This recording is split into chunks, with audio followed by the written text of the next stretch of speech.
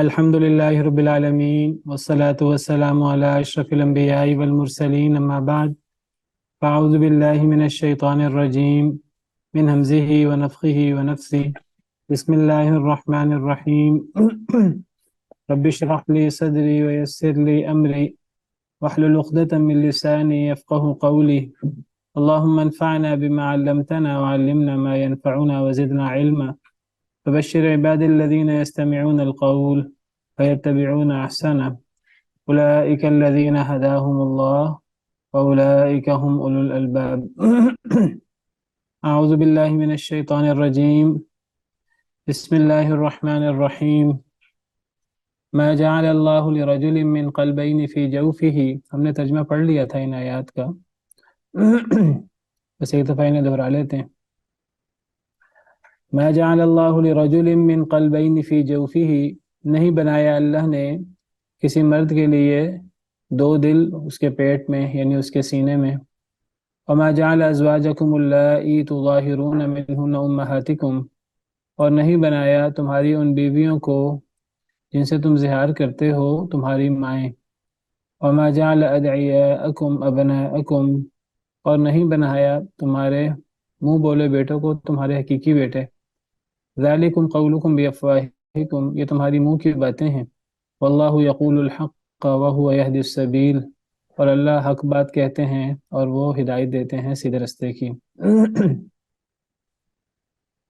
تو بعض مفسرین کے مطابق ایک شخص تھا جو یہ کہا کرتا تھا کہ میرے دو دل ہیں،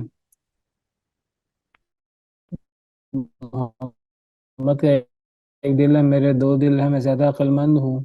تو اللہ تعالیٰ نے آیا کہ نہیں، کسی شخص کے دو دل نہیں ہو سکتے. ایک شخص تھا مدینہ میں منافق، وہ کہا کرتا تھا میرے دو دل ہیں، میرے ایک دل مسلمانوں کے ساتھ ہے، ایک دل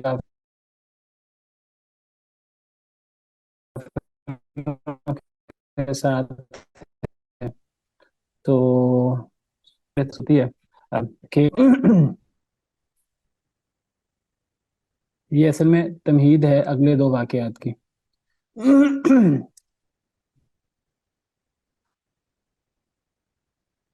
اگلے دو واقعات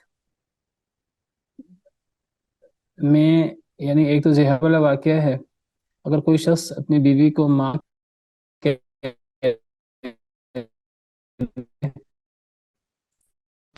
تو ایسے ہی ہے جیسے کوئی دعویٰ کرے میں دو دل ہیں، ایسا ایک ہی دل. اسی طرح تمہارے منہ بولے بیٹے تمہارے حقیقی بیٹے نہیں. منہ بولے بیٹوں کو حقیقی بیٹے سمجھ لینا، یہ بھی ایسے ہی ہے.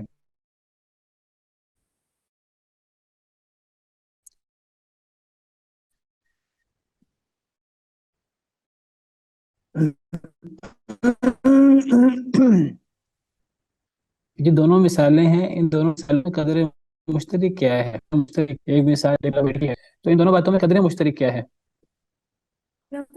جی ہاں شاباش. یعنی دونوں میں ایک ہے اللہ کا بنایا ہوا نظام، اور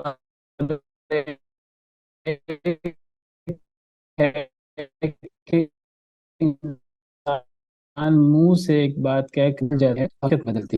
اگر اللہ کے نام پر مرد عورت اکٹھے ہو گئے ہیں اور ان کا نکاح ہو گیا ہے تو اب وہ میاں بیوی بن گئے ہیں، تو اب بیوی بیوی ہوگی، اب بیوی ماں نہیں ہوگی کیونکہ اللہ نے اسے ماں نہیں بنایا. تو کسی کے اس کو ماں کہنے سے چاہے وہ ناراضگی میں بیوی پر غصے ہو کر اسے ماں کہہ دے تو وہ ماں بن نہیں جائے گی. اور یہی معاملہ منہ بولے بیٹے لے پالک بیٹے میں ہے کہ لے پالک حقیقی بیٹا نہیں ہے، تو اگر اس کو بیٹا کہہ دیا جائے تو حقیقی بیٹے کے احکامات لاگو نہیں ہوں گے. اور دونوں میں وجہ مشترک یہ ہے آگے، ذالکم قولکم بافواہکم، یہ تمہاری منہ کی باتیں. تو یہ دونوں باتوں میں یہ قدریں مشترک ہے. تو گویا کہ یہ دونوں باتیں ایسی ہیں کہ اگر ان باتوں کو صحیح سمجھا جائے تو ان کی تمہید میں فرمایا ما جعل اللہ لرجل من قلبین فی جوفہ. تو یہ تمہاری باتیں ہیں تمہارے منہوں کی. واللہ یقول الحق، اللہ حق فرماتے ہیں. وہو یہدی السبیل، اور اللہ سیدھے راستے کی ہدایت دیتے ہیں. بس جو حق ہے وہ حق ہے، تو منہ سے کہنے سے وہ چینج نہیں ہو جاتا.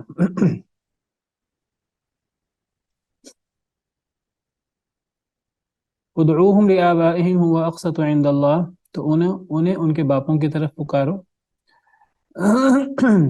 لے پالک بیٹوں کو ان کے باپوں کی طرف پکارنا چاہیے.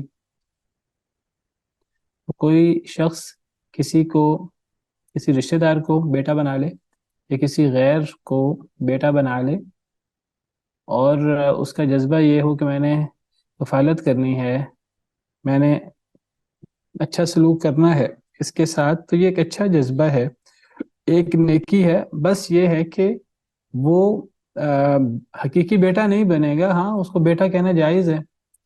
تو ایسا مسئلہ نہیں ہے کہ جو حقیقی بیٹا نہ ہو اسے بیٹا بھی نہیں کہا جا سکتا. بعض لوگ مائنڈ کرتے ہیں اس بات کو کہ جو حقیقی بیٹا نہیں ہے اس کو بیٹا بھی نہیں کہنا چاہیے. نہیں، جو حقیقی بیٹا نہیں ہے اسے بیٹا کہنا جائز ہے، پیار سے، کوئی ایسی حرج کی بات نہیں ہے. نبی صلی اللہ علیہ وسلم نے سیدنا حسن رضی اللہ عنہ وارضاہ کو بیٹا قرار دیا ہے، حالانکہ وہ آپ کے بیٹے نہیں تھے، وہ آپ کے نواسے تھے. ان ابنی ھذا سید،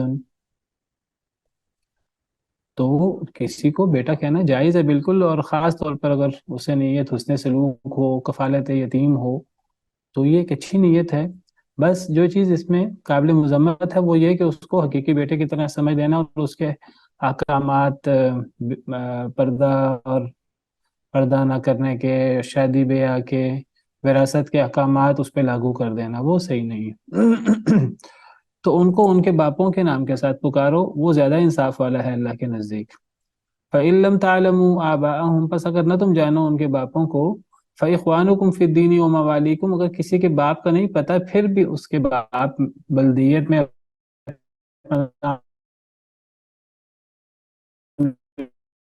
ہونا جائز نہیں ہے. وَلَيْسَ عَلَيْكُمْ جُنَاحٌ فِيمَا أَخْطَأْتُمْ بِهِ، اور نہیں ہے تم پر کوئی گناہ اس بارے میں جو تم غلطی سے کر بیٹھو. وَلَكِنْ مَا تَعَمَّدَتْ قُلُوبُكُمْ، مگر لیکن جو جان بوجھ کر تمہارا دل کریں اس پر گناہ ہوگا.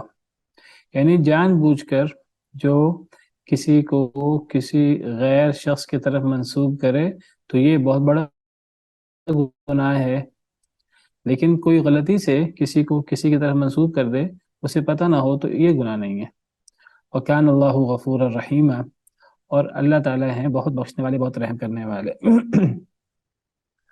اچھا، یہاں اللہ نے فرمایا ما جعل اللہ لرجل من قلبین فی جوفی، نہیں بنایا اللہ نے کسی مرد کے لیے دو دل اس کے پیٹ میں. یہاں رجل کا ذکر فرمایا ہے،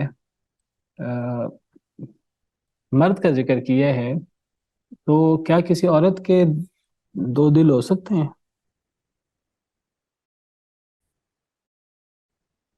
یہاں عورت نہیں ہو بھی مراد سکتے.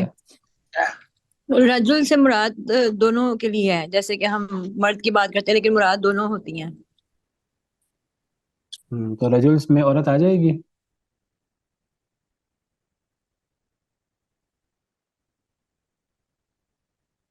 جی مس نورین.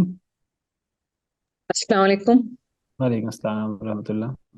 اچھا، ایک تو یہ والی جو بات افشین نے کی ہے، کیونکہ قرآن میں اکثر جگہ ایسا ہوتا ہے کہ مذکر کا صیغہ استعمال کیا گیا ہے، لیکن وہ عورتوں کے لیے بھی وہ چیز آ جاتی ہے نا.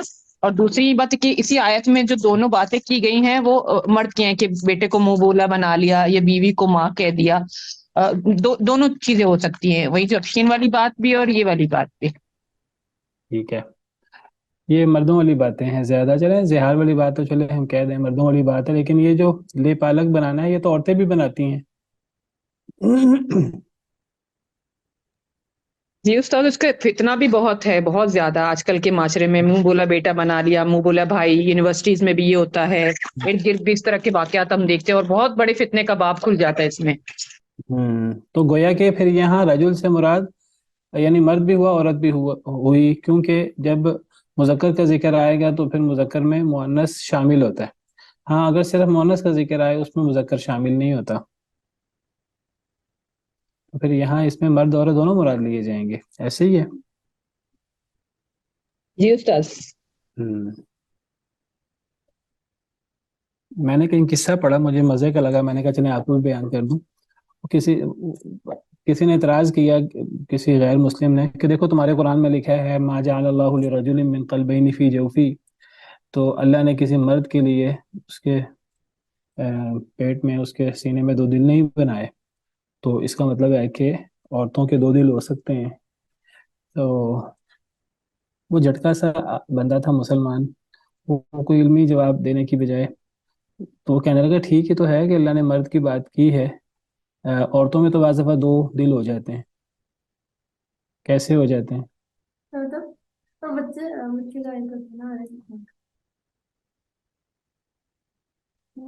تو اس نے جھٹکا سے جواب دیا، اس نے کہا کہ عورتوں میں بعض دفعہ دو دل ہو جاتے ہیں، ایک سینے میں یا ایک پیٹ میں دو دل ہو جاتے ہیں، ایک عورت کا اپنا اور ایک جنین کا. تو اس نے کہا کہ اس لیے یہاں اللہ نے مرد کا ذکر کیا. بہرحال یہ ایک جھٹکی سی بات ہے، باقی علمی بات وہی ہے جو میں نے آپ کے سامنے ذکر کی ہے. اللہ عالم. جی آگے بڑھیں پھر. جی استاذ. النبی اولا بالمؤمنین من انفسهم وازواجه امہاتهم، نبی زیادہ حق رکھتے ہیں مومنوں کے ساتھ، مومنوں کے لیے کی جانوں سے بھی. نبی قریب ہے، دین دنیا کے معاملات میں نبی کا حق مومنوں کے لیے ان کی جانوں سے زیادہ ہے. یعنی جب تک نبی کریم صلی اللہ علیہ وسلم کو اپنی جان سے زیادہ اہمیت نہیں دی جائے گی، آپ کی عزت، آپ کی حرمت کو، آپ کی محبت کو، آپ کے احکامات کو، آپ کے اوامر و نواہی کو، اس وقت تک مومن حقیقی مومن ہی نہیں ہو سکتے. تو نبی کا مقام اتنا زیادہ ہے کہ نبی کی حیثیت مومنوں کے لیے ان کی جانوں سے بھی زیادہ ہے. ایک دفعہ سیدنا عمر رضی اللہ تعالی عنہ، وہ یعنی انہیں نبی صلی اللہ علیہ وسلم سے بڑی محبت محسوس ہوئی، انہوں نے چاہا میں اپنی محبت کا اظہار کروں. وہ نبی صلی اللہ علیہ وسلم سے کہنے لگے کہ اللہ کے رسول، آپ تو مجھے، وہ سچے لوگ تھے اور جو دل میں بات ہوتی تھی وہ کرتے تھے، وہ کوئی بہت زیادہ لفاظی اور بہت زیادہ زبان سے کچھ اور عمل سے کچھ ایسی بات نہیں تھی، سیدھے سادے لوگ تھے. تو کہنے لگے اللہ کے رسول، مجھے آپ دنیا جہاں سے زیادہ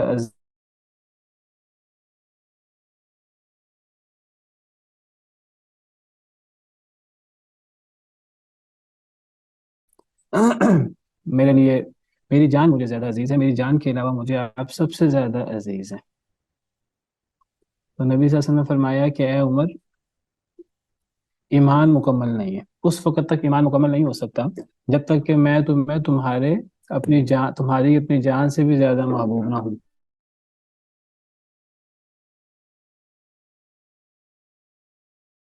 تو سیدنا عمر رضی اللہ تعالیٰ عنہ کو کہ اللہ کے رسول، اب آپ مجھے اپنی جان سے بھی زیادہ عزیز ہیں. تو نبی صلی اللہ علیہ وسلم نے فرمایا الآن یا عمر. میری آواز کٹ کے آ رہی ہے آپ لوگوں کو؟ جی استاذ بیچ بیچ میں رک جاتی ہے.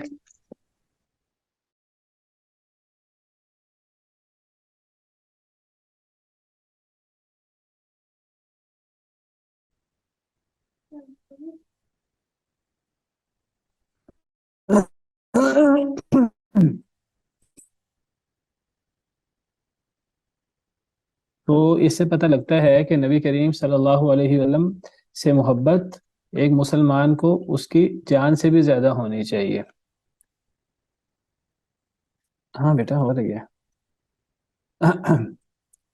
جیسے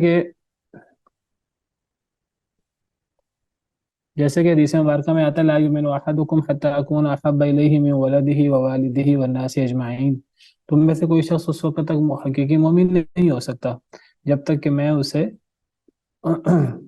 اس کی اولاد، اس کے ماں باپ، ساری دنیا جہاں سے زیادہ عزیز نہ ہو جاؤں. تو نبی کا حق مومنوں کے لیے ان کی جان سے بھی زیادہ ہے. اور نبی سے محبت بھی مومنوں کو سب سے زیادہ ہونی چاہیے۔ اللہ کے بعد سب سے زیادہ محبت نبی کریم صلی اللہ علیہ وسلم سے ہوتی ہے۔ جو بندہ نبی کریم صلی اللہ علیہ وسلم سے اللہ کے بعد سب سے زیادہ محبت رکھتا ہے، اور اسے سب سے زیادہ محبت اللہ اور اللہ کے رسول سے ہوتی ہے، تو حدیث مبارکہ ہے کہ وہ شخص پھر ایمان کی حلاوت پاتا ہے۔ حدیث مبارکہ ہے ثلاث من کن فیہ وجد حلاوت الایمان، جس شخص میں 3 چیزیں آ جائیں تو وہ ایمان کی حلاوت پاتا ہے۔ مٹھاس،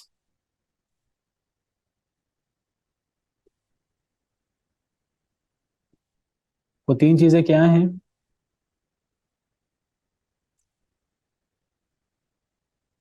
ان میں سب سے پہلی چیز یہ ہے ان یکون اللہ ورسولہ احب الیہ مما سواہما، کہ اللہ اور اللہ کے رسول اس شخص کے لیے اللہ اور اللہ کے رسول کے علاوہ سے زیادہ محبوب ہوں۔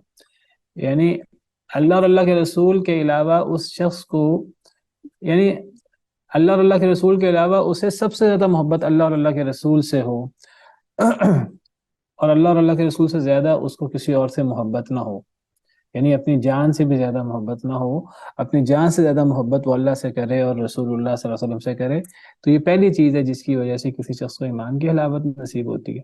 اور دوسری چیز یہ ہے یحب المرء لا يحبه الا للہ، کہ وہ کسی شخص سے محبت کرے تو وہ اسے صرف اللہ کے لیے محبت کرے۔ اور تیسری چیز یہ ہے کہ وہ ایمان لانے کے بعد کفر میں پلٹنے کو ایسے سمجھے جیسے کہ اسے آگ میں پھینک دیا جائے۔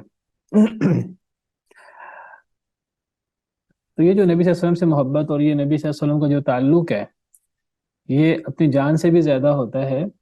تو اس سے مراد نبی صلی اللہ علیہ وسلم سے محبت بھی ہے، آپ کا احترام، آپ کی عزت، آپ کی توقیر بھی ہے، اور اس سے مراد آپ کی احادیث مبارکہ کا احترام بھی ہے۔ دیکھیے نبی کریم صلی اللہ علیہ وسلم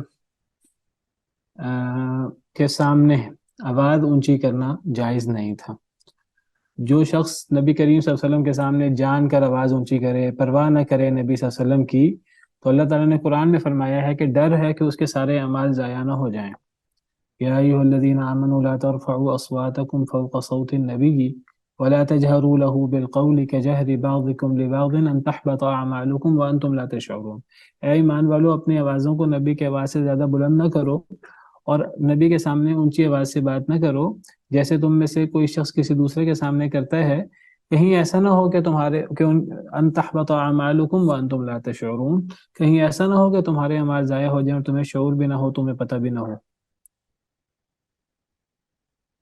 نبی کریم صلی اللہ علیہ وسلم کو ایسے پکارا نہیں جا سکتا جیسے عام انسانوں کو پکارا جاتا ہے۔ لا تجعلوا دعاء الرسول بینکم کدعاء بعضکم بعضا، نبی صلی اللہ علیہ وسلم کو عام انسانوں کی طرح نہ پکارو، بلکہ نبی صلی اللہ علیہ وسلم کو عزت و احترام کے ساتھ یا رسول اللہ، یا نبی اللہ کہہ کر مخاطب کرنا چاہیے، اور صحابہ کرام اسی طرح مخاطب کرتے تھے۔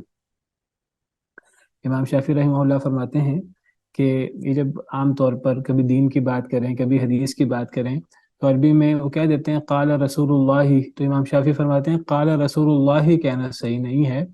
نبی صلی اللہ علیہ وسلم سے محبت کا اور آپ کو پکارنے کا تقاضا یہ ہے، آپ کا تذکرہ کرنے کا جو تقاضا، آپ کا تذکرہ کرنے کا جو ادب ہے اس کا تقاضا یہ ہے کہ قال رسول اللہ صلی اللہ علیہ وسلم کہا جائے، درود کے بغیر آپ کا تذکرہ نہ کیا جائے، آپ کا تذکرہ عام انسانوں کی طرح نہ کیا جائے۔ جس طرح نبی صلی اللہ علیہ وسلم کو عام انسانوں کی طرح پکارنا صحیح نہیں ہے، اسی طرح نبی صلی اللہ علیہ وسلم کی پکار کو اور نبی صلی اللہ علیہ وسلم کے فرمان کو عام لوگوں کے فرمان کی طرح بھی نہیں سمجھنا چاہیے۔ لا تجعلوا دعاء الرسول بینکم کدعاء بعضکم بعضا کا ایک مطلب یہ بھی ہے، 2 مفہوم ہے۔ ایک، رسول کو ایسے نہ پکارا جائے جیسے تم میں سے کوئی بعض کو پکارتا ہے، اور اس کا یہ مطلب بھی ہے جیسے نبی کی پکار کو ایسے نہ سمجھو جیسے تم میں سے بعض کی بلانے کو سمجھتا ہے۔ نبی کا بلانا ایسا نہیں ہے۔ نبی کریم صلی اللہ علیہ وسلم نے ایک صحابی کو بلایا، وہ صحابی نماز پڑھ رہے تھے، تو وہ نماز ختم کر کے، نماز مکمل کر کے آپ کی خدمت میں حاضر ہوئے، اور لیٹ آنے کی وجہ یہ بیان کی کہ اللہ کے رسول میں نماز پڑھ رہا تھا، تو نبی صلی اللہ علیہ وسلم نے فرمایا کیا تم نے اللہ کا یہ فرمان نہیں سنا، یا ایھا الذین آمنوا استجیبوا للہ وللرسول اذا دعاکم لما یحییکم، کیا ایمان والو اللہ اور اللہ کے رسول کی پکار پر لبیک کہو جب وہ تمہیں بلائیں اس چیز کی طرف جو تمہیں زندہ کر دے۔ یعنی گویا کہ نبی صلی اللہ علیہ وسلم نے ان صحابی کو ترغیب دی، ان صحابی کو سمجھایا کہ آپ کو نماز توڑ کر میری بات سننی چاہیے تھی۔ تو یہ نبی کی حرمت کا اور نبی کی تعظیم کا اور نبی کی احترام کا تقاضا ہے، نبی سے محبت کا تقاضا یہ ہے۔ نبی کی بات آ جائے تو پھر آگے اگر مگر چونکہ چنانچہ اور تعویلیں وہ صحیح نہیں ہیں، یہ ایمان کے منافی ہیں، اللہ معاف کرے۔ ان تحبط اعمالکم وانتم لا تشعرون، اور اس میں انسان یہ نہ دیکھے کہ اس میں اگر حدیث کو مان لوں گا تو اس سے میری وراثت کا نقصان ہو جائے گا، میرا فلاں نقصان ہو جائے گا، فلاں نقصان ہو جائے گا۔ نبی کا حق مومنوں پر ان کی جان سے بھی زیادہ ہے، باقی چیزوں کی کیا حیثیت ہے؟ اگر جان بھی قربان کرنی پڑے تو وہ اللہ رسول کے فرمان کے پیچھے وہ ہیچ ہے۔ تو یہ مطلب ہے النبی اولی بالمؤمنین من انفسہم، نبی زیادہ حق رکھتے ہیں ایمان والوں کے لیے ان کی جانوں سے بھی۔ وازواجہ امہاتہم، اور اس کی بیویاں یعنی نبی صلی اللہ علیہ وسلم کی بیویاں، امہاتہم وہ مومنوں کی مائیں ہیں، یعنی نبی کریم صلی اللہ علیہ وسلم کی بیویاں وہ مومنوں کے لیے ان کی مائیں ہیں، یعنی ماؤں کی طرح ہیں، جس طرح ماؤں سے انسان ان کی تعظیم ہوتی ہے، ان کا احترام ہوتا ہے، اور ان کی تعظیم اور احترام کی وجہ سے انسان ان سے نکاح کے بارے میں نہیں سوچ سکتا، ان سے شادی نہیں کر سکتا۔ تو نبی کریم صلی اللہ علیہ وسلم کے بعد آپ کی بیویاں مومنوں کے لیے ماؤں کی طرح ہیں، تو ان سے نکاح حرام ہے، اور یہ تعظیم کی بات ہے، اس سے تعظیماً یہ بات مراد ہے، یہ حقیقی ماؤں کی طرح نہیں ہے۔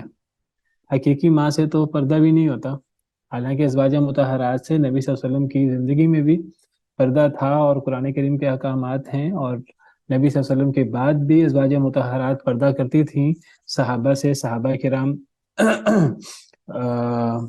کوئی بات کرتے تھے، کوئی سوال کرتے تھے ازواج مطہرات سے تو حجاب کی اور سے سوال کرتے تھے، وَإِذَا سَأَلْتُمُوهُنَّ مَتَاعًا فَاسْأَلُوهُنَّ مِن وَرَاءِ حِجَاب۔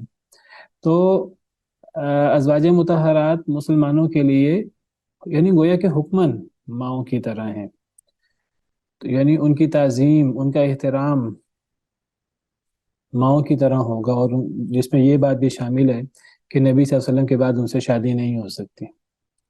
وما كان لكم ان تؤذوا رسول الله ولا ان تنكحوا ازواجه من بعده ابدا، اور تمہارے لیے لائق نہیں کہ تم نبی صلی اللہ علیہ وسلم کو اذیت دو، سورہ احزاب کی آیت ہے، تمہارے لیے لائق نہیں کہ تم نبی صلی اللہ علیہ وسلم کو اذیت دو، ولا ان تنكحوا ازواجه من بعده ابدا، اور تمہارے لیے یہ بھی جائز نہیں ہے کہ تم نبی صلی اللہ علیہ وسلم کے بعد آپ کی بیویوں سے کبھی بھی شادی کرو۔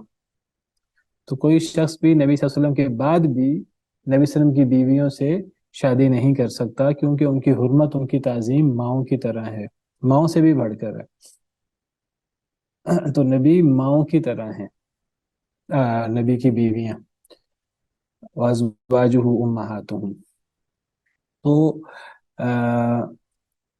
ان کا بہت زیادہ احترام ہونا چاہیے۔ نبی کی بیوی امہات المؤمنین کہا جاتا ہے کہ وہ مومنوں کی مائیں ہیں، اور اگر کوئی شخص وہ نبی صلی اللہ علیہ وسلم کی ازواج کو امہات المؤمنین نہ سمجھے یا نہ مانے تو اس میں امہات المؤمنین کا کوئی مقام کم نہیں ہوتا، وہی شخص گویا کہ مومنین سے نکل جاتا ہے۔ کئی ایسے بدبخت بھی ہیں جو بعض ازواج مطہرات کو امہات المؤمنین نہیں مانتے، اپنی ماں کی طرح نہیں مانتے۔ تو سیدہ عائشہ رضی اللہ تعالیٰ عنہ سے کہا گیا کہ فلاں شخص وہ آپ کو مومنین کی ماں نہیں کہتا۔ سیدہ عائشہ رضی اللہ تعالیٰ عنہ نے فرمایا مجھے اللہ نے مومنوں کی ماں قرار دیا ہے، تو جو بندہ مجھے ماں نہیں سمجھتا تو اس کی مرضی ہے وہ مومنوں میں شامل ہونا چاہتا ہے کہ نہیں ہونا چاہتا۔ اگر مومنوں میں شامل ہی نہیں ہونا چاہتا، میں تو مومنوں کی ماں ہوں۔ تو اللہ نے نبی کی بیویوں کو مومنوں کی مائیں قرار دیا ہے. جب نبی کی بیویاں قرآن کریم کے نص سے مومنوں کی مائیں ہیں، تو جو ازواج مطہرات کو نبی صلی اللہ علیہ وسلم ازواج مطہرات کو مومنوں کی ماں نہیں سمجھتا، گویا کہ وہ اپنے آپ کو مومنین کی صف سے خارج کر رہا ہے، کیونکہ قرآن میں تو تبدیلی نہیں ہو سکتی، قرآن میں تو غلط بات نہیں ہو سکتی. تو جب نبی کی بیویاں عزت و حرمت میں، توقیر میں وہ ماؤں کی طرح ہیں، تو گویا کہ نبی کیا ہوئے عزت و توقیر میں؟ باپ کی طرح. تو نبی گویا کہ اپنی امت کے لیے باپ کی طرح ہوتے ہیں، حقیقی باپ نہیں ہوتے. جس طرح نبی کی بیویاں حقیقی ماں نہیں ہوتی، لیکن یہ عزت و توقیر کی بات ہے. ما کان محمد ابا احد من رجالکم سے مراد حقیقی باپ کہ نبی کریم صلی اللہ علیہ وسلم محمد صلی اللہ علیہ وسلم اس وقت تم میں سے کسی مرد کے باپ نہیں ہیں، تو وہاں اس سے مراد حقیقی باپ ہے. تو ورنہ نبی کی بیویاں مومنوں کے لیے ماؤں کی طرح ہیں، ماؤں سے بڑھ کر مقام ہے، تو گویا کہ نبی کا مقام باپ کی طرح ہوتا ہے. یہی بات سیدنا سلمان فارسی سے کسی نے کہی کہ تمہارا دین عجیب ہے، اس میں بعض چھوٹی چھوٹی باتیں بیان کی گئی ہیں، واش روم میں کیسے جانا ہے، کیا پڑھنا ہے، پہلے کون سا پاؤں رکھنا ہے، نکلتے وقت کون سا پاؤں پہلے نکالنا ہے، کیسے بیٹھنا ہے. تو انہوں نے یہی فرمایا، انہوں نے کہا نبی کریم صلی اللہ علیہ وسلم ہمارے لیے باپ کی طرح تھے، اور وہ ہمیں چھوٹی سے چھوٹی بات بتاتے تھے. تو یہ کوئی اسلام کا عیب نہیں ہے کہ اسلام میں چھوٹی چھوٹی باتوں کے بارے میں بھی تعلیمات موجود ہیں، یہ تو اسلام کا حسن ہے. یہ تو چھوٹی چھوٹی بات کا بھی ادب بتایا گیا ہے، یہ تو اسلام کا حسن ہے. یہ اسلام کا عیب کیسے ہو گیا؟ تو نبی زیادہ قریب ہیں مومنوں سے ان کی جانوں سے بھی. وازواجہ امہاتہم، اور نبی کی بیویاں مومنوں کی مائیں ہیں.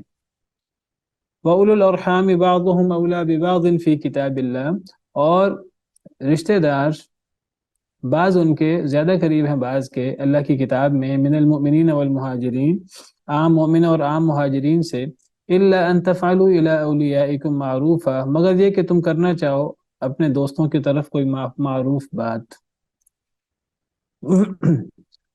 اور رشتہ دار بعض ان کے زیادہ قریب ہیں بعض کے، فی کتاب اللہ، اللہ کی کتاب میں.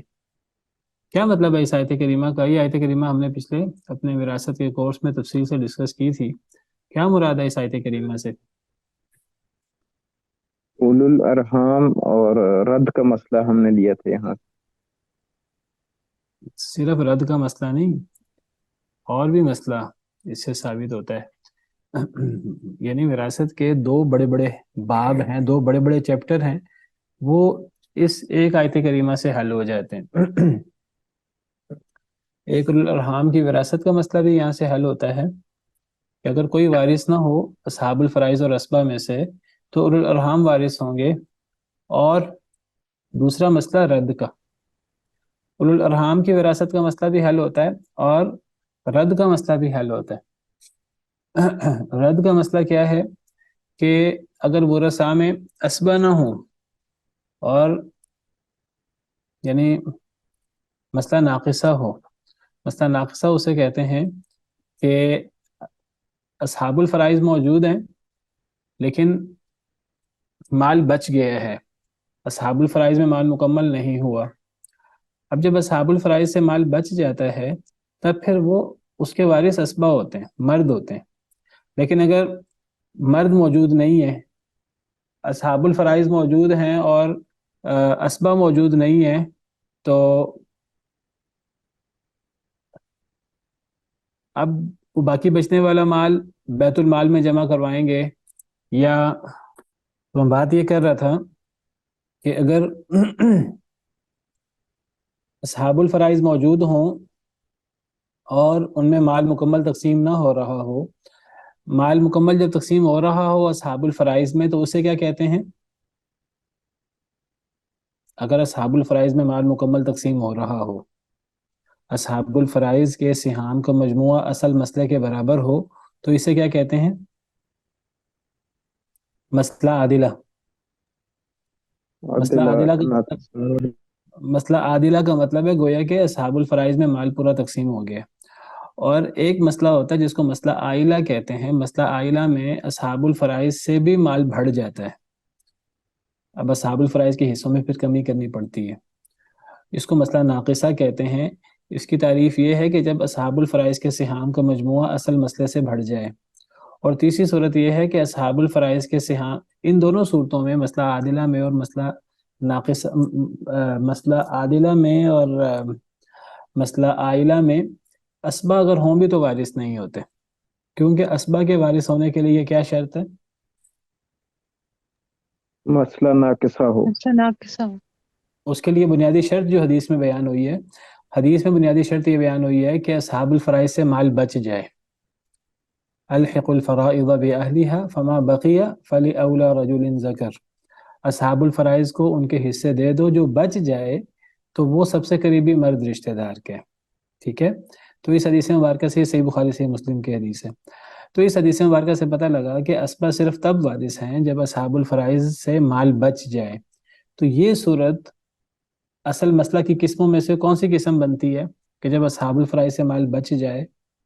नाक़िसा। इसको मसला नाक़िसा कहते हैं। मसला नाक़िसा क्या हुआ कि जब असहाबुल फराइज के सिहाम का मजमुआ असल मसले से कम हो जाए, तो इसको मसला नाक़िसा कहते हैं। इसकी दो सूरतें हैं। एक सूरत ये कि असबा मौजूद हो तो बाकी माल असबा ले लेगा, और दूसरी सूरत है असबा मौजूद ना हो। तो इस सूरत में फिर रद्द हो जाता है असहाबुल फराइज पर। तो असहाबुल फराइज पे रद्द हो जाता है इस सूरत में। वो उसकी दलील क्या है? उसकी दलील ये आयत करीम है। ये आयत करीमा कैसे दलील बनती है रद्द की? कौन बताएगा आप में से? उलुल अरहाम बाज बाज में से हैं। ये वाली जो सेंटेंस है यहाँ से दलील लेते हैं कैसे दलील बनती है यहाँ से? कि उलुल अरहाम भी मतलब रिश्तेदारों में से हैं या उन्हीं में से हैं। नहीं तो इससे तो क्या फिर कैसे अल्लाह की साबित किताब हुआ? इससे कैसे साबित हुआ कि बाकी बचने वाला माल वो रद्द हो जाएगा? ये ऐसे साबित होता है कि देखिए मिसाल के तौर पर मैयत की बेटी है और मैयत की खाला है। अब सवाल ये है कि इस मिसाल में बेटी का कितना हिस्सा होना चाहिए?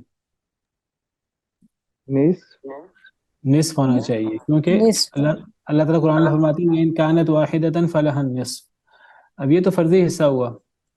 अब बाकी आधा माल बच गया है और असहाबुल फराइज खत्म हो गए हैं। तो अब दो से मसला बना, बेटी को एक दे दिया दो में से, बाकी एक बच गया है। तो अब आधा माल बेटी को दे दिया, बाकी आधा बच गया। असबा मौजूद नहीं है, गोया कि मसला नाफसा हुआ और असबा नहीं है। तो अब बाकी आधा माल किसको देना है? अब वो खाला को दे दें कि वो दोबारा बेटी बैतुल, को ही मिल जाएगा, रद्द बेटी पे ही हो जाएगा। दोबारा बेटी को मिलेगा। इसकी दलील यही औला वो करीब है उलुल ना। अरहम बाज़ुहुम औला। हाँ, ये तो आप असल में उस दलील को वाज़ेह करें ना। मैं आपसे उस दलील की वजाहत चाह रहा हूँ। दलील तो मैं खुद बता रहा हूँ आपको, यही आयत है। कैसे आयत क्योंकि दलील बनती है? बेटी और फूफी में ज्यादा करीबी रिश्तेदार बेटी है। बेटी है, बिल्कुल ठीक। ये दलील बनती है व उलुल अरहाम बाज़ुहुम औला बिबाज़िन फी किताबिल्लाहि मिनल मुमिनीन वल मुहाजिरीन। इस आयत करीमा के असल में, यानी ये आयत करीमा दो मेन मसलों को डिस्कस कर रही है। एक तो गोया कि ये आयत करीमा बता रही है कि जो रिश्तेदार हैं वो बाज बाज के ज़्यादा करीब होते हैं। एक ये इस आयत करीमा का हुक्म है कि रिश्तेदारों में बाज रिश्तेदारों से ज़्यादा करीब है विरासत के एतबार से। एक तो ये मतलब है। फी किताबिल्लाह, किताबिल्लाह से मुराद अल्लाह का कानून है। जैसे उलूमुल कुरान के लेक्चर में किताब के बारे में तफसीली बात मैंने की थी। तो यहाँ अल्लाह की किताब से मुराद अल्लाह का कानून है। अल्लाह के कानून में, अल्लाह की शरीयत में उलुल अरहाम बाज बाज के ज़्यादा करीब हैं। ये तो है उलुल अरहाम एक दूसरे के मुकाबले में ज़्यादा करीब हैं। लेकिन मिनल मुमिनीन वल मुहाजिरीन, आम मुमिनीन और आम मुहाजिरीन से, अब ये एक और सिनेरियो हो गया है। अब गोया कि इस आयत करीमा में दो मसले बयान हुए। एक मसला ये बयान हुआ कि आम मोमिनीन और आम मुहाजिरीन, आम मोमिनीन और आम मुहाजिरीन से मुराद है बैतुल माल, کیونکہ بیت المال میں مومنوں کا مہاجرین کا حصہ ہوتا ہے. تو گویا کہ اللہ تعالیٰ اس آیت کریمہ میں فرما رہے ہیں کہ عام مومنوں عام مہاجرین سے عام مسلمانوں سے رشتہ دار زیادہ قریب ہیں اللہ کے قانون میں. ایک تو یہ ثابت ہوا، اور نمبر دو یہ بات ثابت ہوئی کہ اولو الارحام یعنی رشتہ دار اپنے لغوی معنی میں ان میں سے بعض کے مقابلے میں وراثت کا زیادہ حق رکھتے ہیں. یہ دو معنی ثابت ہوئے. تو یہ جو ہے نا کہ رشتہ دار بعض رشتہ داروں سے وراثت کا زیادہ حق رکھتے ہیں، اس سے تو رد ثابت ہوا. یعنی اب بیٹی کو ہم نے آدھا مال دے دیا کہ وہ فرضی حصہ لے رہی ہے آدھا، باقی آدھا مال بچ رہا ہے. اب باقی آدھا بیٹی کو ہی دیں، اس کو اگرچہ ہم فرضی حصہ دے چکے ہیں، یہ باقی آدھا مال ہم خالہ کو دے دیں، یا ہم باقی آدھا مال سارا بیت المال میں جمع کروا دیں. تو یہ آیت کریمہ یہ بھی بتاتی ہے کہ باقی سارا مال بیت المال میں نہیں جائے گا، کیونکہ مومنین اور مہاجرین سے رشتہ دار زیادہ قریب ہیں. چلیں اگر وہ بیت المال میں نہیں جاتا تو پھر خالہ کو دے دیا جائے، نہیں. یعنی رشتہ دار عام مومن و عام مہاجرین سے زیادہ قریب ہیں، اور پھر رشتہ داروں کے اندر خود بھی الاقرب فالاقرب کا اصول ہے. یہ دوسرا معنی ہوا. اور الاقرب فالاقرب کے اصول کے تحت اب خالہ اور بیٹی میں بیٹی اپنا حصہ لے چکی ہے آدھا، اب باقی بچنے والا آدھا اس میں بھی بیٹی خالہ سے زیادہ فوقیت رکھتی ہے. یہ مطلب نکلا وَأُولُو الْأَرْحَامِ بَعْضُهُمْ أَوْلَىٰ بِبَعْضٍ سے. ہاں اگر یہاں بیٹی نہ ہوتی، مثلا شوہر ہوتا، اگر مثال یہ ہوتی شوہر، کل پرسوں کسی نے سوال بھی کیا تھا گروپ میں، شوہر خالہ اور شوہر اور خالہ، اب کیسے وراثت تقسیم ہونی چاہیے؟ شوہر تو اصحاب الفرائض میں سے ہے استاذ. جی تو شوہر کو کتنا دیں گے؟ نصف ملے گا شوہر کو. ملے گا. نصف ملے گا. باقی کہاں جائے گا؟ باقی پھر خالہ کو چلا جائے گا. شوہر پہ رد نہیں ہوگا، خالہ کے پاس چلا اولو جائے گا. الارحام. اب اولو الارحام کی وراثت یہاں آئے گی، اور اولو الارحام میں چونکہ شوہر ہے نہیں، شوہر کا فرضی حصہ تو اس کو مل گیا زوجیت کی وجہ سے، وَلَكُمْ نِصْفُ مَا تَرَكَ أَزْوَاجُكُمْ. اب شوہر اولو الارحام میں نہیں آتا. اب باقی مال جو ہے وہ عام مؤمنین اور عام مہاجرین کی بجائے وہ اولو الارحام کو ملے گا. تو اولو الارحام میں تو خالہ بھی آتی ہے. اب یہاں باقی مال شوہر کو نہیں جائے گا، کیونکہ شوہر خود اولو الارحام میں شامل نہیں ہے. شوہر خود وہ نکاح کی وجہ سے وارث بن رہا ہے، تو شوہر نے تو فرضی حصہ لے لیا نکاح کی وجہ سے، باقی مال خالہ کو مل جائے گا. ٹھیک ہے، یہ دو باتیں ثابت ہوتی ہیں اس آیت کریمہ سے. اور یہ دو الگ الگ چیپٹر ہیں بڑے بڑے وراثت کے. ایک چیپٹر اولو الارحام کی وراثت کا ہے، اس کی لمبی تفصیلات ہیں، اس کی بنیاد بھی یہی آیت کریمہ ہے. اور دوسرا چیپٹر رد کا جو ہم پڑھ چکے ہیں، اس کی بنیاد بھی یہی آیت کریمہ ہے. واضح ہے؟ جی اولو الارحام ان میں سے بعض سے زیادہ قریب ہیں، اس سے تو رد ثابت ہوا اللہ کی کتاب میں، اللہ کے قانون میں. من المؤمنین والمہاجرین، اس سے بیت المال کی بجائے اولو الارحام کی وراثت ثابت ہوئی. الا ان تفعلوا الى اولیائکم معروفا، مگر یہ کہ تم کرنا چاہو اپنے دوستوں کی طرف کوئی معروف بات. کیا مطلب ہے اس کا الا ان تفعلوا الى اولیائکم معروفا؟ وصیت. اگر تم عام مومنوں اور عام مہاجرین کے لیے یہ وصیت کرنا چاہو، یہ اگر کسی شخص کے ورثاء میں اس کو پتہ ہے میری خالہ یا میرے ایسے ورثاء ہیں جو وارث نہیں ہیں، تو وہ ان کے لیے وصیت کر جائے، چاہے وہ رشتے میں دور کا ہی کیوں نہ ہو کچھ، یا وہ کسی غیر رشتہ دار کے لیے بھی وصیت کر سکتا ہے، کسی مومن یا کسی مہاجر کے لیے. یہاں مومن اور مہاجر کی بات، مومن تو بات سمجھ میں آتی ہے، کسی غیر رشتہ دار مومن کے لیے. مہاجر کی بات اصل میں اس لیے ہوئی کہ شروع دور میں ہجرت کی بنا پر بھی وراثت کے حکم نازل ہوئے تھے. کون سا حکم نازل ہوا تھا ہجرت کی بنا پر؟ سب وہ جو مواخات کا اصول لیا تھا انصار، اور انہوں نے اپنے آدھا آدھا مال کر دیا تھا مہاجرین کے ساتھ. جی تو وہ ایک مواخات طریقے سے وہ بھی مدینہ، وراثت ہے. جی جس کو مواخات مدینہ کہتے ہیں، صرف وہ چیز نہیں تھی بلکہ اس میں وہ وارث بھی بنتے تھے ایک دوسرے کے مرنے کے بعد، تو وہ وارث بھی بنتے تھے. تو وہ اللہ نے یہاں سے وہ وراثت کا حکم بھی ختم ہو گیا، وہ منسوخ ہو گیا. ورنہ پہلے یہ جو جن کو نبی صلی اللہ علیہ وسلم نے بھائی بھائی بنایا تھا، اگر ان میں سے کوئی فوت ہو جاتا تو ایک دوسرے کا وارث بھی بنتا تھا. تو یہاں سے مہاجرین کی وراثت ہجرت کی بنا پر ختم ہو گئی. اب وہ وراثت کا وہی قانون ہوگا نسب کی بنا پر یا نکاح کی بنا پر یا ولا کی بنا پر یا کسی کے لیے وصیت کی جائے. الا ان تفعلوا الى اولیائکم معروفا، مگر یہ کہ تم کرو اپنے دوستوں کی طرف کوئی معروف بات. کان ذلک فی الکتاب مسطورا، ہے یہ بات لکھی ہوئی کتاب میں. اللہ کی کتاب، یہ اللہ کا قانون ہے اور یہ بات اللہ کی کتاب میں لکھی ہوئی ہے.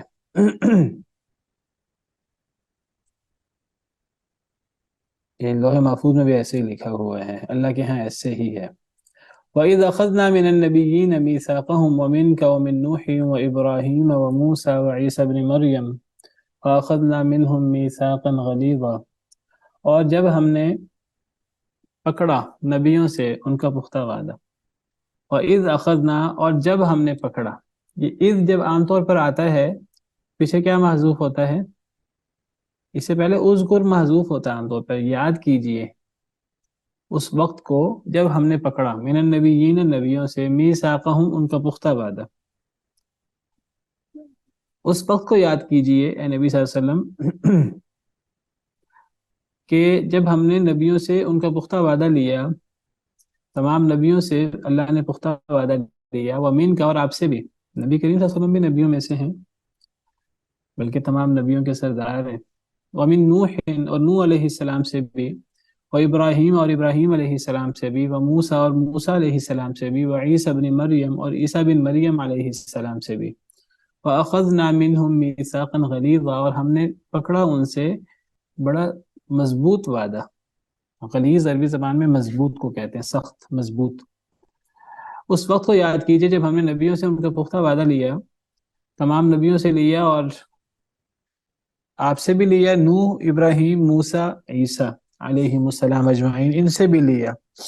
تو نبیوں کا بالعموم ذکر ہوا اور بعض نبیوں کا نام لے کر ذکر ہوا. وہ کتنے نبی ہیں؟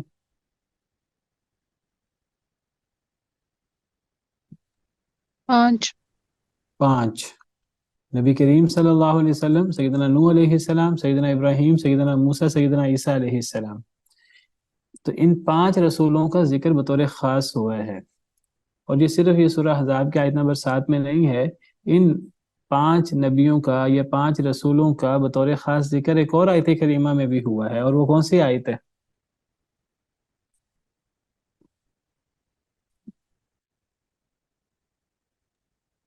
جہاں پہ سارے انبیاء کے اکٹھے نام آئے ہیں وہاں؟ نہیں نہیں، وہاں نبی صلی اللہ علیہ وسلم کا نام نہیں ہے، اور وہاں اور نبیوں کا نام بھی ہے.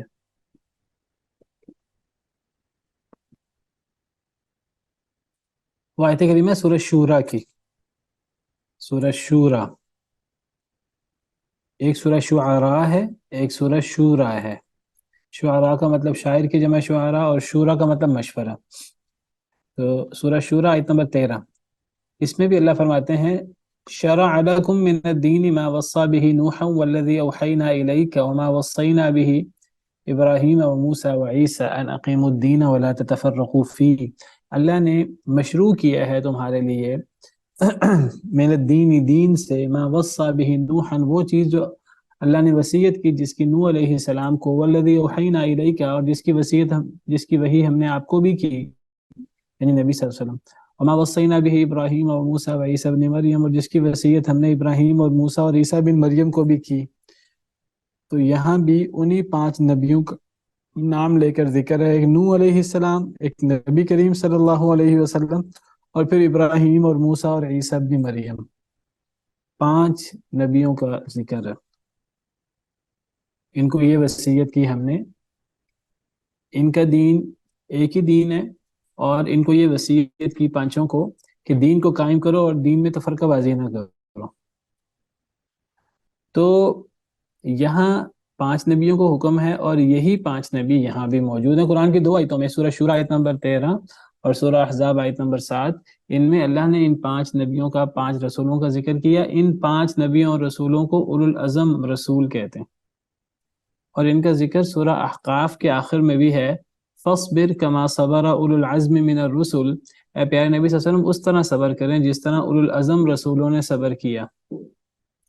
تو مشہور یہی ہے کہ وہ اولو العزم رسول وہاں ان کے نام نہیں ہے سورہ احقاف میں، تو وہ اولو العزم رسول کون ہیں؟ تو اکثر مفسرین کہتے ہیں یہ 5 رسول، 5 نبی، ان کو اولو العزم رسول کہتے ہیں۔ یہ تمام رسولوں میں سب سے افضل رسول ہیں، ٹھیک ہے، یہ سب سے افضل 5 رسول ہیں۔ لیکن اگر ان کی ترتیب بیان کی جائے تو وہ کیا ہے؟ ان کے نازل ہونے اترنے کی ترتیب، نبی صاحب ان کی یہ فضیلت کی پوچھ رہے ہیں۔ ترتیب، فضیلت کی نازل ہونے کی ترتیب تو پہلے حضرت نوح ہے، پھر ابراہیم ہے، پھر موسیٰ ہے، پھر عیسیٰ ہے، پھر نبی کریم صلی اللہ علیہ وسلم ہے۔ سب سے نمبر 1 پہ تو نبی کریم صلی اللہ علیہ وسلم ہے، نبی کریم صلی اللہ علیہ وسلم، جی۔ دوسرے نمبر پہ حضرت ابراہیم علیہ السلام ہو سکتے ہیں کیونکہ جد الانبیاء ہیں۔ اور اس کے بعد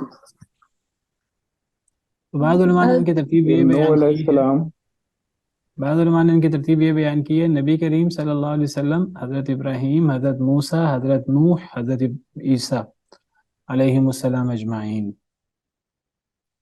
واللہ عالم، کوئی اس کی دو ٹوک دلیل، واللہ عالم، لیکن بعض علماء نے یہ اس کی ترتیب بیان کی ہے، نبی کریم صلی اللہ علیہ وسلم، حضرت ابراہیم، حضرت موسیٰ، حضرت نوح، حضرت عیسیٰ علیہم السلام اجمعین۔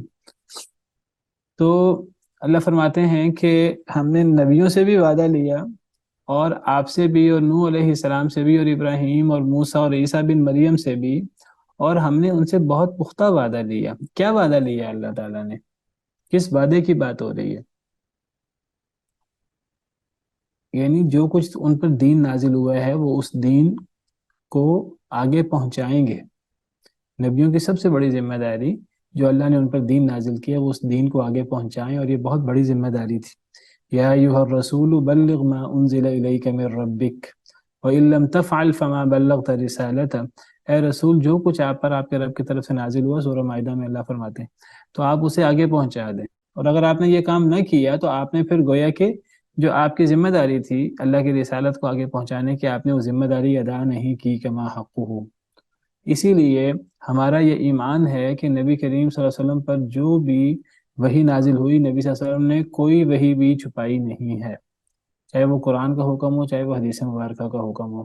صحیح بخاری، صحیح مسلم وغیرہ میں سیدہ عائشہ رضی اللہ تعالی عنہا سے مروی ہے، وہ فرمایا کرتی تھیں کہ جو شخص یہ کہے کہ نبی کریم صلی اللہ علیہ وسلم نے کوئی آیت یا کوئی وحی چھپا دی ہے، فقد اعظم علی اللہ الفریہ، اس نے اللہ پہ بہت بڑا جھوٹ باندھا ہے۔ 3 باتیں سیدہ عائشہ رضی اللہ تعالیٰ عنہ فرمایا کرتی تھی کہ 3 باتوں میں سے جو بندہ کوئی بھی دعویٰ کرے تو اس نے اللہ پر صرف ایک بہتان نہیں باندھا، اس نے اللہ پر بہت بڑا بہتان باندھا ہے۔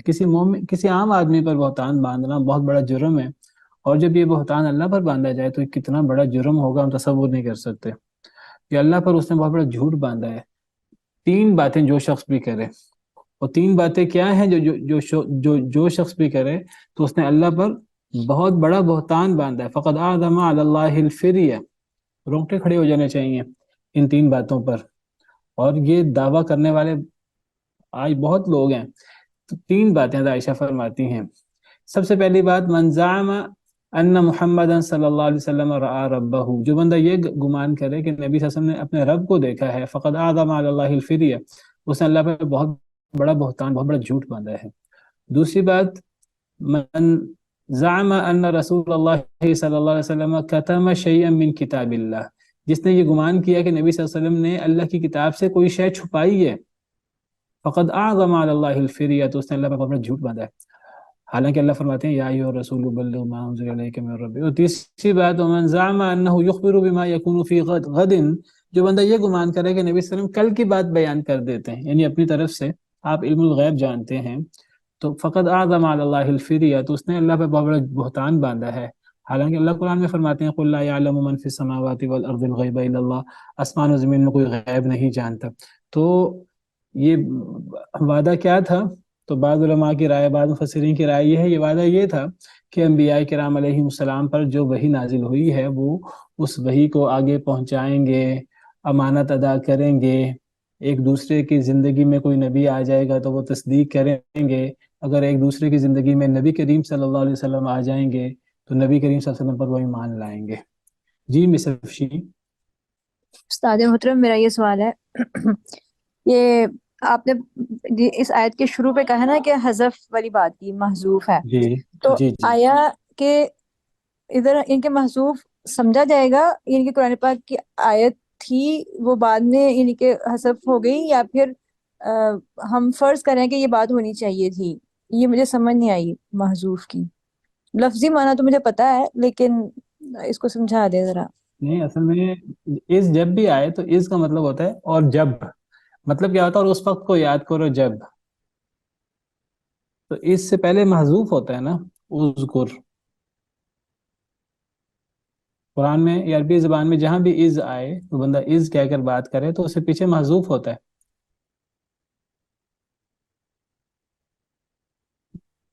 جیسے حتیٰ ہے، حتیٰ کے بعد حتیٰ یقول الرسول، حتیٰ کے بعد ان پوشیدہ ہوتا ہے، ان محذوف ہوتا ہے، یہ کچھ عربی قواعد ہیں۔ تو از سے پہلے محذوف ہوتا ہے اذکر، اس وقت کو یاد کرو۔ جی اچھا، اور ان اذا کے قواعد کی روح سے۔ جی جی، آپ دیکھیے اچھا آگے انہوں نے شرح کرتے ہوئے وذکر ایھا النبی، اذکر، یہ ہمیشہ جب بھی قرآن میں کئی جگہ پر اذ قال اللہ یا عیسیٰ انی متوفیک، اور یہ قرآن میں ایسی دسیوں آیات ہیں تو ہر جگہ اس میں اذکر محذوف نکالتے ہیں۔ جی جی ٹھیک ہے، جزاک اللہ۔ تو اللہ تعالیٰ فرماتے ہیں کہ یاد کریں جب ہم نے نبیوں سے وعدہ لیا، تمام نبیوں سے اللہ نے وعدہ لیا، پختہ وعدہ، اور حضرت محمد صلی اللہ علیہ وسلم سے بھی لیا، نوح علیہ السلام سے بھی لیا، ابراہیم سے بھی، اور موسیٰ سے بھی، اور عیسیٰ سے بھی علیہ السلام اجمعین۔ اللہ نے سب نبیوں کا بالعموم ذکر کیا اور ان 5 نبیوں کا بالخصوص ذکر کیا، تو ان 5 نبیوں کا بالخصوص ذکر کرنے سے ان 5 نبیوں کی فضیلت، ان کا اولو العزم رسول ہونا ثابت ہوا، واللہ اعلم۔ اور ہم نے ان سے بڑا پختہ وعدہ لیا تھا، وہ وعدہ کیا تھا؟ یعنی دین کو آگے پہنچائیں گے۔ اب آپ بتائیے کہ جو لوگ بدعات خرافات پیدا کر لیتے ہیں دین کے اندر، یہ تیجا، یہ ختم، یہ ساتہ، اور یہ 40واں، تو کیا کہیں گے کہ انبیاء کرام علیہ السلام بھول گئے تھے ہمیں بتانا؟ بھلے یعوذ باللہ، یہ عید میلاد النبی لوگ بنا لیتے ہیں، لوگ نت نئی چیزیں ایجاد کرتے رہتے ہیں، تو یہ کتنا بڑا بہتان ہے نبی کریم صلی اللہ علیہ وسلم پر۔ جی مس نورین۔ السلام علیکم۔ وعلیکم السلام ورحمۃ اللہ وبرکاتہ۔ نہیں سر، ابھی آپ نے جو مسلم کی حدیث بتائی ہے، مجھے تو اس بات پہ حیرت ہے کہ کتنے صاف الفاظ میں حدیث کے ہیں ان تینوں چیزوں کے، اور انہی کا دعویٰ کیا جاتا ہے، تو پھر باقی چیزیں تو پھر پتہ نہیں کس طریقے سے کریں گے۔ یہ جو مسلم کی حدیث ہے، آپ سمجھیے کچھ ہمارے ایسے مسالک ہیں کہ یہ تو 3 چیزیں ان کا خاصہ ہیں، یہ ان کے نزدیک ان کے دین کا سب سے بڑا حصہ ہیں، حالانکہ یہ اللہ پر سب سے بڑے جھوٹ ہیں تینوں۔ یعنی کوئی نبی علم غیب جانتا ہے کہ نہیں جانتا؟ جو حضرت عائشہ کہتے ہیں جو بندہ دعویٰ کرے نبی صلی اللہ علیہ وسلم غیب جانتے ہیں، اس نے اللہ پر بہت بڑا بہتان باندھا۔ اور ہمارا ایک پورا گروہ ہے جو کہتا ہے کہ نبی تو نبی، ولی بھی، اور وہ تو کس کو عالم الغیب بنا دیتے ہیں، اللہ معاف کرے۔ اور پھر جو شخص یہ دعویٰ کرے نبی صلی اللہ علیہ وسلم نے کوئی اللہ کی کتاب میں کوئی چیز چھپائی ہے، دیکھیے جو بندہ بھی بدعت کا دعویٰ کرتا ہے نا، تو گویا اس کے بدعت کو پر عمل کرنے کا ایک ہی مطلب بنتا ہے کہ نبی صلی اللہ علیہ وسلم نے بتایا نہیں اس کے بارے میں امت کو۔ امام مالک فرمایا کرتے تھے من ابتدع فی الاسلام بدعتا یراہا حسنتا، امام مالک کا قول آپ کے سامنے نقل کر دیتا ہوں، جو بندہ کوئی بدعت جاری کرتا ہے اسلام میں پھر اسے اچھا بھی سمجھتا ہے، دین میں ہر نئی چیز بدعت ہوتی ہے، ہر نئی چیز دین میں۔ امام مالک کہتے ہیں جو بندہ ایک نئی چیز جاری کرے پھر اسے اچھا بھی سمجھے، کئی لوگ بدعت سیئہ بدعت حسنہ کی تقسیم کرتے ہیں، امام مالک کیا فرماتے ہیں؟ فرماتے ہیں جو بندہ اسلام میں کوئی نئی چیز بطور بدعت کرے اور پھر اس کو اچھا بھی سمجھے، فقد زعم ان محمد صلی اللہ علیہ وسلم قد خان الرسالہ، تو اس کا یہ کہنے کا ایک ہی مطلب ہے کہ نبی صلی اللہ علیہ وسلم نے رسالت پوری پہنچائی نہیں ہے، دین پورا پہنچایا نہیں ہے، آپ نے دین میں سے کچھ چھپا لیا۔ اب بتائیے کہ جو لوگ عید میلاد النبی مناتے ہیں، یہ 40واں مناتے ہیں، یہ برسی مناتے ہیں، تو یہ کیا کہنا چاہتے ہیں؟ نبی صلی اللہ علیہ وسلم نے تو یہ دین نہیں بتایا۔ اب یہ کیا کہنا چاہتے ہیں؟ یہ کہنا چاہتے ہیں کہ نبی صلی اللہ علیہ وسلم نے یہ چھپا لیا تھا، یا آپ نے حضرت علی کو یا کسی کو الگ کر کے بتا دیا تھا۔ نہ یہ نبی صلی اللہ علیہ وسلم سے ثابت ہے، نہ یہ کسی صحابی سے ثابت ہے۔ تو یہ پھر اس کو کہاں سے لے آتے ہیں، اور پھر کیسے اس کو دھڑلے سے پھر منواتے بھی ہیں اور پھر کرتے بھی ہیں۔